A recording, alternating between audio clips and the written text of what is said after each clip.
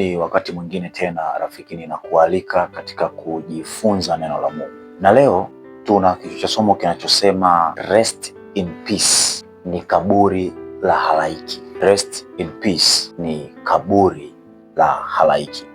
Kabla hatujajifunza, basi tuombe. Mungu wetu, endelea kutufundisha kila siku, kwa sababu ndivyo unavyotuandaa kuja kwako. Kwa jina la Yesu, amina. Rest in peace ni kaburi la halaiki. Ulishawahi kusema rest in peace?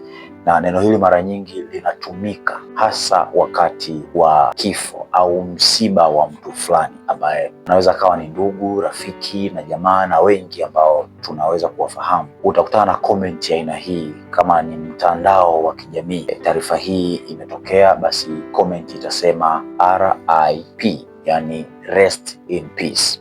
Kwa Kiswahili ni pumzika kwa amani. Sasa msemo huu umetokana na imani ya kwamba yule aliyekufa anasikia lakini hana uwezo wa kuamka. Ndicho ambacho watu wanakiamini kwa sasa, na hata nyakati za nyuma watu walikuwa wakiamini hivi, na imani hii iko hata kwa baadhi ya dini na madhehebu ya Kikristo, lakini pia na dini zingine, ya kwamba mtu anaweza akafa, lakini kufa kwake ni kutoweka tu katika mazingira ya kuonekana kwa macho, lakini huwa anakwenda katika ulimwengu mwingine, na wakati fulani huwa anaweza kurudi kuwatembelea watu au ndugu zake ambao amewaacha kwa muda mrefu. Wale Wahindu wao wanaamini ya kwamba kuna kitu kinafanyika kinaitwa recycling, yani mtu anakufa hapa lakini anakwenda kufanyika kuwa kiumbe kingine. Yani anaweza amekufa leo akiwa mtu, kesho anageuka kuwa kuku, kesho kutwa hivyo. Kwa hiyo kuna wakati utafika tena atageuka, atarudi kuwa mtu. Hizi ni imani za watu.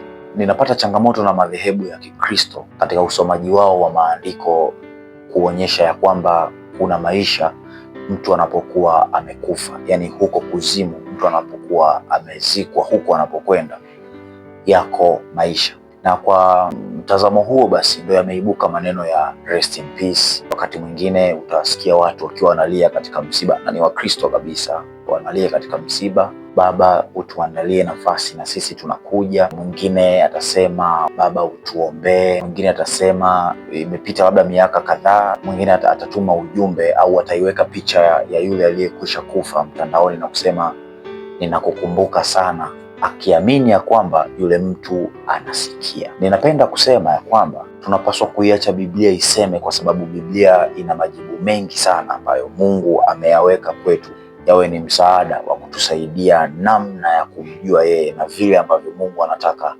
tumwamini. Biblia inasema mnapokula, mnapovaa, chochote mtakachokifanya mnapaswa kukifanya katika utukufu wa Mungu.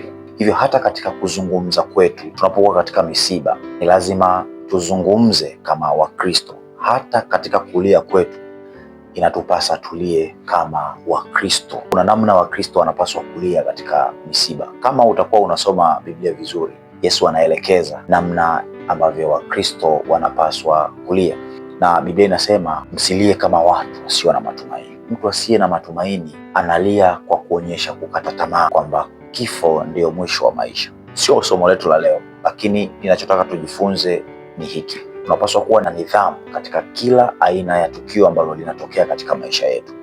Moja kati ya matukio hayo ni pamoja na kifo. Mihemko na hisia kali zinazotokea katika misiba na kuona watu wakiwa wanalia, kama watu watakuwa hawajakomaa vizuri katika maandiko matakatifu, wanaweza kufanya kufuru pasipo kujua. Na moja kati ya kufuru hizo ni kuamini ya kwamba mtu aliyekufa anaweza kusikia ila hawezi kuamka na kutenda. Tofauti na hivyo, iko mitazamo mingine katika imani hii ya kwamba kuna mchakato unaofanyika huko baada ya mtu kufa. Anakwenda katika hilo eneo na kupitia maeneo tofauti tofauti kama purgatory na kuoshwa dhambi zake, alafu anaelekea mbinguni. Tunataka tujifunze kitu kimoja tu, kwamba hivi ni kweli kwamba yule mtu anasikia, na huko kuzimu, je, kuna programu ambazo zinaendelea? Kuna shughuli ambazo zinafanyika huko kuzimu? Au tuisomeje Biblia? Moja kati ya maandiko ambayo yanawachanganya watu wa imani hii ya kwamba yako maisha kuzimu, wanatumia kitabu cha Luka sura ya 16 na Luka sura ya 23.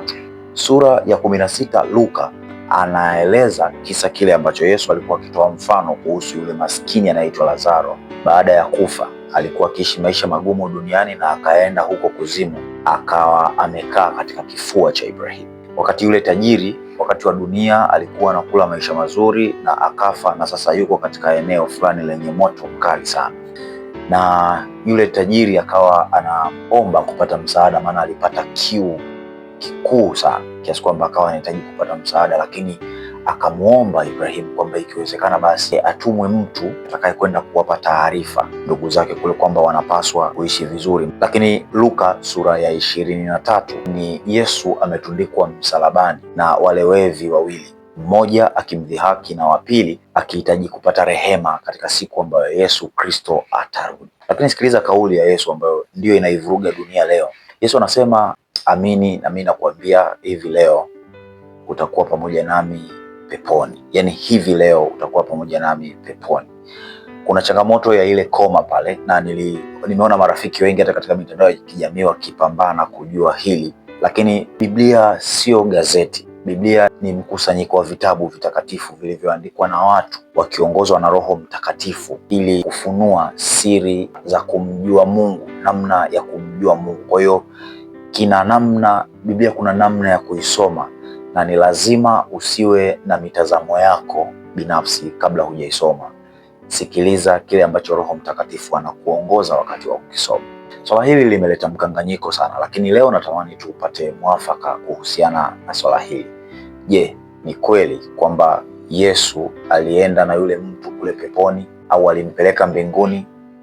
Je, ni kweli kwamba huko kuzimu kuna sehemu inaitwa kifua cha Ibrahimu, au huyo Ibrahimu kweli yupo huko kuzimu? Ni mambo ambayo yanaleta shida. Jambo la kwanza, lazima tuelewe ya kwamba hata Wayahudi walikuwa wana changamoto katika imani hii, na unapaswa kuelewa ya kwamba Wayahudi wako ambao hawaamini habari ya kwenda mbinguni. Wao wanaamini ya kwamba utakapokufa ndiko mwisho wa maisha. Katika Wayahudi nao wana madhehebu yao, mitazamo tofauti, wanapata mkanganyiko nao katika swala hili. Hivyo wao huamini ya kwamba mtu anapokufa anaenda huko kuzimu, na huko kuzimu kuna mgawanyiko, kuna maeneo mawili. Eneo la kwanza, aliyeishi vizuri kwa kuzitii sheria anakwenda kuishi katika eneo linaloitwa kifua cha Ibrahimu. Lakini eneo la pili ndilo eneo lile ambalo yule tajiri alienda. Yesu alikuwa akitumia mfano kulingana na kile ambacho Wayahudi wanaamini, lakini mfano huu haimaanishi ni kitu halisi ambacho ndicho Yesu alikuwa akimaanisha ya kwamba huko kuzimu kuna maisha. Sio kweli. Yesu alitumia mfano kulingana na kile ambacho wao walikuwa wakiamini. Yesu alikuwa akitumia mifano inayoendana sawasawa na maisha yao. Takupeleka kwa habari ya yule Msamaria aliyemsaidia yule rafiki aliyepigwa, lakini kuhani alipita, Mlawi alipita. Yale yote ni mazingira yao wao wenyewe ambayo wanayafahamu. Kwa hiyo ilikuwa ni lugha ya kuwafanya wao waelewe kile ambacho Mungu anakihitaji. Kwa nini Yesu alitoa mfano ule? Jambo la kwanza, Yesu alimaanisha ya kwamba watu wanapaswa kutenda matendo mema angali wakiwa hai, kwa sababu kuzimu hakuna nafasi tena ya kurekebisha kile ambacho walikikosea duniani. Kwa tutajua kuzimu kuna nini. Biblia inasema ni vitu ambavyo viko wazi. Kwa tutajua kuzimu kuna nini. Lakini jambo la pili, Lazaro anawakilisha watu fulani wanyenyekevu, wanyonge. Kuna sehemu anasema heri walio maskini wa roho, maana hao wataurithi uzima wa milele. Anawakilisha watu wanyenyekevu na watii, kwamba wao wana maisha mazuri baada ya taabu zote za ulimwengu. Aliko andiko linalosema heri wafu wafao katika Bwana tangu sasa, ili wapate kupumzika katika taabu zao. Hiyo ni Luka sura ya 16. Na Luka sura ya 23 pale, katika wale wevi wawili, yule aliyeambiwa kwamba utakuwa nami peponi, sentensi ile wala haina changamoto, isipokuwa tu kama mtu ulishasoma Biblia ukaielewa vizuri, sentensi ile haiwezi kukuchanganya. Ile sentensi inasomwa hivi: amini na kuambia hivi leo utakuwa nami peponi. Yaani hii sentensi ninayokuambia hivi, niamini leo ninavyokuambia, utakuwa na mimi peponi. Yesu alikuwa anatoa uthibitisho wa kile alichokuwa anakisema katika siku ile. Yaani tuchukulie siku ile ni leo, kwamba leo sasa ninakwambia, leo sikiliza maneno yangu leo, kwamba utakuwa na mimi peponi. wala haimaanishi ya kwamba Yesu alivyokufa basi akaenda naye peponi. Hakuna kitu kama hicho, Biblia haisemi hivyo. Na jambo la msingi la kuzingatia, kitabu cha Malaki sura ya 3 na mstari wa 6, Mungu anajinasibu ya kwamba yeye si kigeugeu. Kwa hiyo Mungu habadiliki. Alichokisema katika Agano la Kale ndicho kitakachofanyika Agano Jipya. Anachokisema leo ndicho kitakachokuwepo hata miaka inayokuja, na ndiyo maana Biblia ni kitabu pekee ambacho hakijawahi kupitwa na wakati. Kwa Mungu wetu habadilishi maneno. Tutaangalia Biblia inasema nini kwa habari ya wafu, alafu tuangalie kile ambacho kinazungumzwa na ulimwengu wa sasa. Sikiliza rafiki, mruhusu Roho Mtakatifu akusaidie tunapoendelea kujifunza, ili uelewe lile ambalo ni kusudi la Mungu katika maisha yetu. Jambo la kwanza, kitabu cha Mhubiri sura ya 9 na mstari ule wa 10, lolote mkono wako utakalopata kulifanya, ulifanye kwa nguvu zako, kwa kuwa hakuna kazi wala shauri wala maarifa wala hekima huko kuzimu uendako wewe. Kuna rafiki aliwahi kuuliza swali mtandaoni kwamba inakuwaje hapa, kuna maisha baada ya kifo? Nikapata uchungu sana kumwona mtu aliyekuja kumjibu akiongea vitu ambavyo hata katika maandiko matakatifu havipo. Sijui kuzimu kuna sehemu mapepo ndipo yanapokaa, yaani maneno ambayo kiuhalisia hata Biblia haisemi. Mhubiri sura ya 9 na mstari wa 10 anasema hivi: mkono wako utakalotaka kulifanya leo, ulifanye kwa nguvu zako zote, kwa sababu hakuna kazi huko kuzimu, hakuna shauri huko kuzimu uendako wewe. Kwa hiyo utakapokufa utaenda huko kuzimu, ndiyo. Hakuna kazi yoyote inayofanyika huko, wala hakuna shauri. Anapozungumza habari ya shauri, anamaanisha hata uwezo wa kufikiri haupo. Maanake ni kwamba umekufa, hauna kazi tena. Na Biblia inazungumza habari nyingi sana kuhusu habari ya wafu. Tutaendelea kujifunza. Karibu, endelea kunyenyekeza moyo wako na tumuelewe Mungu kile anachokihitaji. Hili ni Agano la Kale. Zingatia, tumetoka kusema ya kwamba Mungu habadiliki, yeye si kigeugeu. Na Roho Mtakatifu aliyemuongoza Suleimani kuandika habari za kuzimu ndiye Roho huyo huyo ambaye anatuelekeza hata leo. Hajawahi kubadilisha katika maelezo yote katika maandiko matakatifu. Kitabu cha Zaburi sura ya 115 na mstari wa 17, sio wafu wamsifuo Bwana, wala wowote washukao kwenye kimya. Hawa wafu hawana uwezo wa kumsifu Mungu kwa sababu wako katika eneo la kimya. Anamaanisha uwezo wao wa kufikiri umeshaondoka, haupo tena. Hasikii chochote, haelewi neno lolote. Na kuna mahali tutajifunza, Biblia inasema wafu hawajui neno lolote. Biblia iko wazi na imeliweka hili. Kila mmoja anapaswa kujua ya kwamba watu waliokwisha kufa hakuna wanachokijua, hawasikii, hawasinzii, wala hawawezi kufanya kitu chochote. Utaniuliza, mtumishi, mbona nilifiwa na baba yangu wakati fulani, lakini kuna wakati akanitokea tukazungumza kabisa, tukawekana sawa? Biblia inaweka wazi kwamba hizo nazo ni roho za mashetani zifanyazo ishara. Na unajua shetani hakunyang'anywa uwezo wake wa kufanya miujiza, wa kutenda kazi za kushangaza macho ya wanadamu, lakini Mungu anaweka utaratibu wa namna tunavyoweza kuelewa habari ya wafu. Wafu hawajui neno lolote. Biblia imeweka wazi. Ni kitabu cha Zaburi sura ya 6 na mstari wa 5, maana mautini hapana kumbukumbu lako, katika kuzimu ni nani atakaye kushukuru? Kumbukumbu baada ya mauti zinafutika, yaani hutakuwa na uwezo wa kukumbuka, hutakuwa na uwezo wa kujua. Na hata watu wanaosema asante, ulikuwa mtu mwema, ulitusaidia sana, hutaweza kusikia. Na ndio maana rafiki, mpe mtu sifa, mshukuru huyu mtu angali akiwa hai, kwa sababu baada ya kufa hakuna kitu chochote anachoweza kukijua, hawezi kutambua lolote. Nasema kumbukumbu lao limefutika. Wafu hawajui neno lolote kwa sababu kumbukumbu lao limefutika. Hii ni Biblia. Kwa hiyo unaposema rest in peace, una tofauti na mpagani ambaye yeye anaamini kwamba mtu akifa bado anaweza kusikia na kuelewa na kutenda. Mtazamo huu ya kwamba wafu wanaweza kusikia na kufanya na kwamba tunaweza tukawaomba, Biblia imekataa. Kitabu cha Isaya sura ya 8 mstari wa 18, wa 19 na wa 20 anaeleza hivi: je, imewapasa watu wa Mungu kwenda kuongea shida zao kwa wafu ili changamoto zao zipate kutatuliwa? Hapana. Jibu ni lipi? Kitabu cha Isaya sura ya 8 mstari wa 20 anasema hawa watu wanapaswa kuenenda katika sheria na ushuhuda. Ushuhuda unaotajwa ni habari ya kumtii Mungu na kumuuliza Mungu. Kwa hiyo majibu yote tunayapata kwa Mungu wala si kwa wafu. Wafu hawawezi kumsifu Bwana. Mungu si Mungu wa wafu, lakini anashughulika na watu walio hai. Nitaliweka lifungu hapo katika skrini na utaliona. Tuendelee kujifunza na Mungu atusaidie.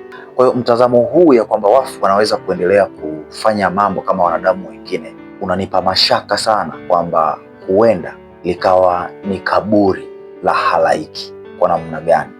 Watu wengi watakuwa wakitenda dhambi kwa makusudi, wakiamini ya kwamba viongozi wa dini watasimama pembeni ya makaburi yao ili wawaombee na wapate msamaha wa dhambi, kwamba wasiingie katika kupotea. Lakini uhalisia ni huu. Biblia inasema lolote ambalo mkono wako utapata kulifanya, basi ulifanye kwa nguvu. Kama unapenda kufanya ibada sana, basi fanya kazi kwa bidii, ishi sawasawa na mapenzi ya Mungu, kwa sababu kuzimu haya yote hutaweza kuyafanya. Kuzimu hakuna shughuli yoyote inayoendelea. Wafu wako makaburini. Rafiki, kama wafu wakifa wanaenda mbinguni, Yesu anakuja kufufua wakina nani? Haya ni mambo ambayo tunapaswa kujifunza vizuri. Biblia haina mkanganyiko, lakini watu ndio ambao hawahitaji kusikia au kuelewa kile ambacho Mungu anakitaka katika maisha yao. Kwa hiyo kama wakifa wanaenda mbinguni moja kwa moja, huu ni moja kati ya mtazamo ambao pia unasumbua. Je, Yesu atakapokuja, Biblia inapotuambia kwamba makaburi yatafunguka na hao watakatifu watafufuka na kumlaki ili wakatawale pamoja naye, ni wakina nani watakaofufuka ikiwa watu wote wanaokufa wanakwenda mbinguni? Utakapokuwa na maswali ya msingi kama haya, itakusaidia sana kumwelewa Mungu. Biblia ni kitabu pekee ambacho hakiwezi kupitwa na wakati, na Biblia inasema, neno la Mungu hili, ya kwamba mambo yote yatapita, lakini neno la Mungu litadumu milele. Wafu hawajui neno lolote. Rest in peace ni kaburi la halaiki.